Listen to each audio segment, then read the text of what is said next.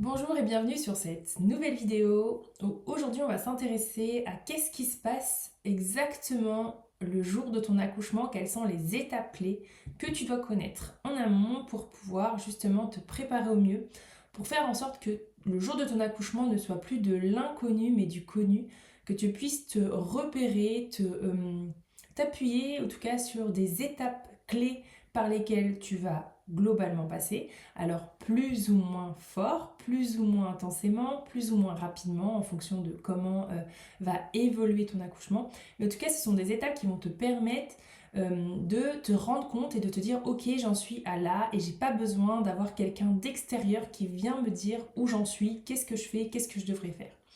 L'objectif aussi de savoir où tu en es, c'est donc d'être très autonome dans ton accouchement. Et aussi, je t'invite à le partager à ton ou ta partenaire parce que plus lui aussi ou elle aussi sait quelles étapes tu vas traverser, plus il va être à même de bien t'encourager, de bien t'accompagner et d'être un partenaire proactif dans l'accouchement et ne plus avoir l'impression de subir cet événement.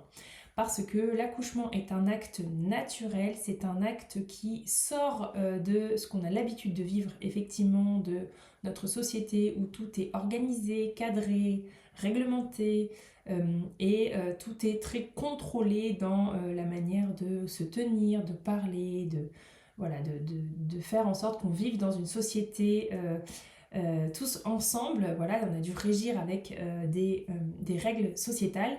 Et l'accouchement va un peu à l'encontre de tout ce qu'on nous apprend pour devenir un être social, donc un être qui vit dans une société.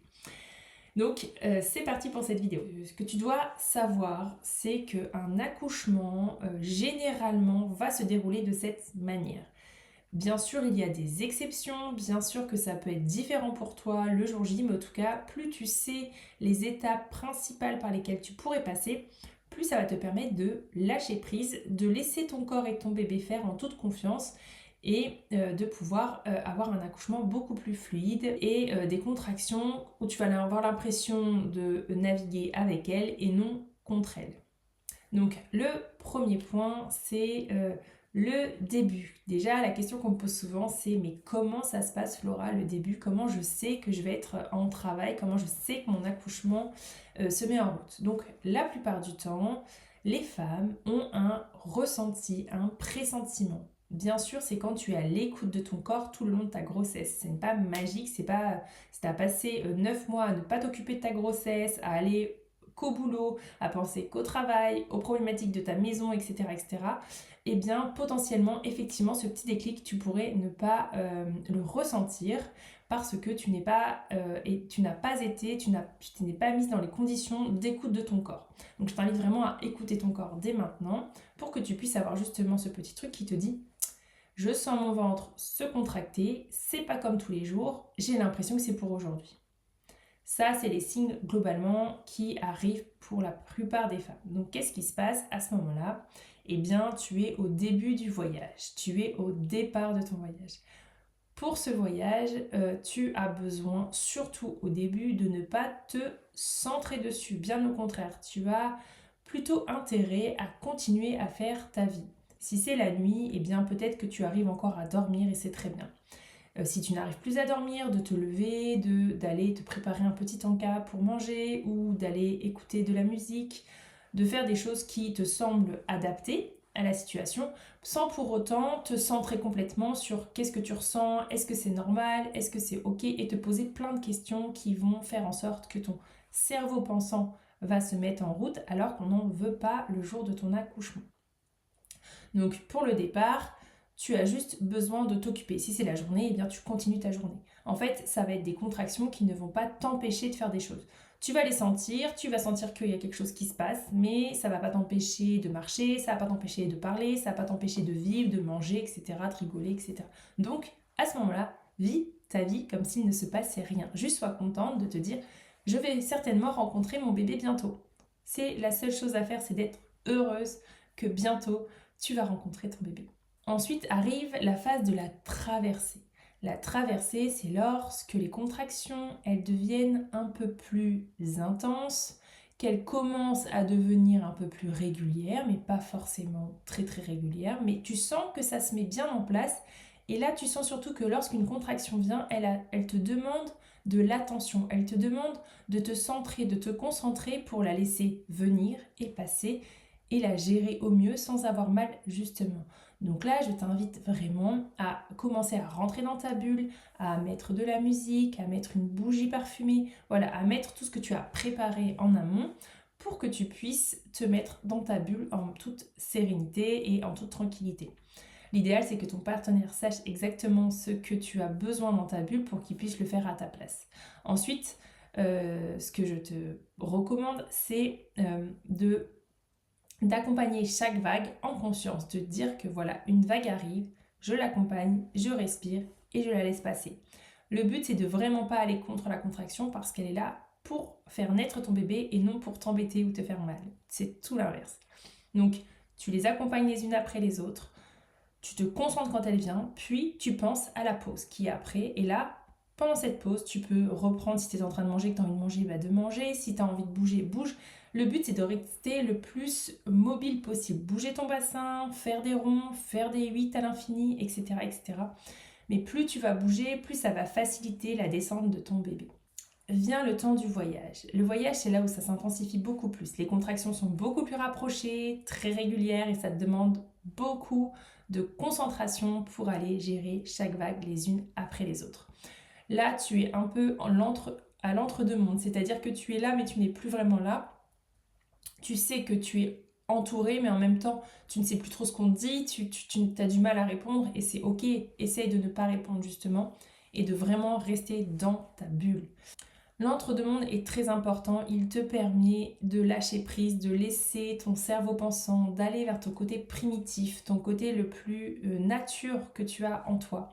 Laisse-le ressurgir, que ce soit en poussant des cris si tu as besoin, en prenant une position que tu ne prendrais pas dans la vie de tous les jours, mais laisse-toi libre de choisir tes mouvements et aussi tes vocalises. Le voyage va souvent accompagner ton ouverture de col qui va être autour de 8, 9 et qui va t'emmener à l'arrivée. L'arrivée, c'est le moment où tu vas switcher, où ton col va s'ouvrir et va être à dilatation complète. À ce moment-là, potentiellement, tu vas avoir un espèce de switch dans ton cerveau où tu vas avoir l'impression de mourir ou de ne pas y arriver, que c'est trop difficile, que tu as eu une sacrée idée de bip, d'avoir voulu un accouchement sans péridurale, que tu vas en vouloir à ton partenaire, etc. Enfin bref, tu peux avoir traversé beaucoup de choses de ce type-là à ce moment-là. C'est normal, c'est ok. Ton partenaire doit savoir que c'est aussi ok. Tu vas peut-être même demander la péridurale, mais sauf que tu ne peux plus l'avoir puisque tu es dilaté complètement. C'est hyper bon signe, ça veut dire que ton bébé arrive, que tu n'auras plus qu'à pousser. C'est le switch entre mon utérus se contracte pour faire descendre mon bébé et pour le préparer, le positionner correctement, et mon utérus va se préparer à expulser mon bébé. C'est à ce moment-là que tu as besoin d'un petit shoot d'adrénaline et donc le fait que tu aies ces peurs de mourir, de ne pas y arriver, etc., ça va te donner ce shoot d'adrénaline dont tu as besoin pour expulser ton bébé. Et c'est ok, c'est normal, juste accepte-le, te dis pas que c'est la réalité, tu ne vas pas mourir, tu vas y arriver et ça fait partie du rite de passage de la naissance d'avoir aussi peur de mourir.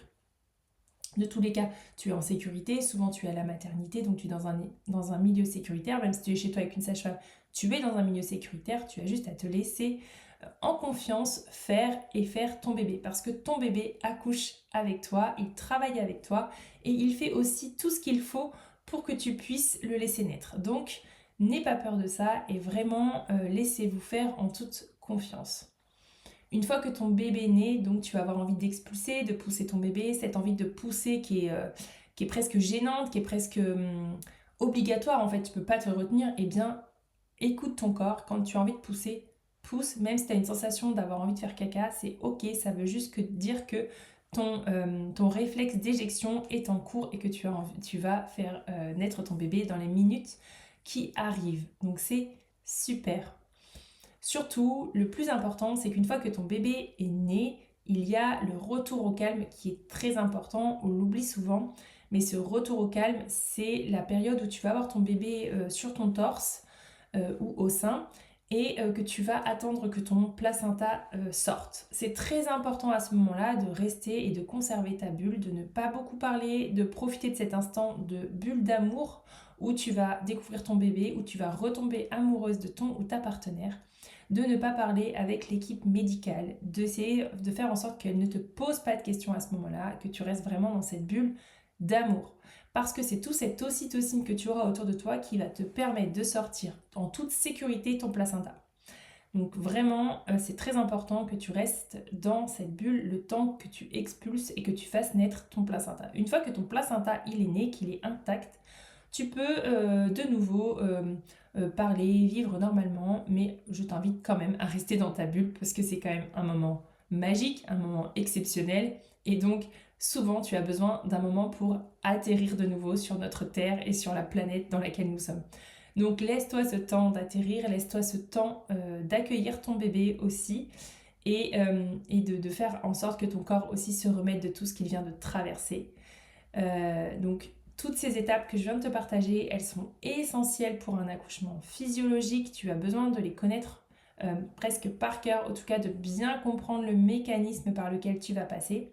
Si tu veux plus de détails, je t'invite à t'abonner à mon compte Instagram. Et puis tu peux aussi également sur Instagram m'envoyer un petit message privé si tu as besoin de plus d'éléments complémentaires sur le processus de l'accouchement ou sur toute autre question qui touche à ta grossesse.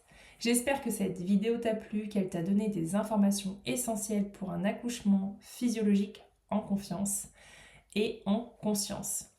Je te dis à bientôt pour une prochaine vidéo.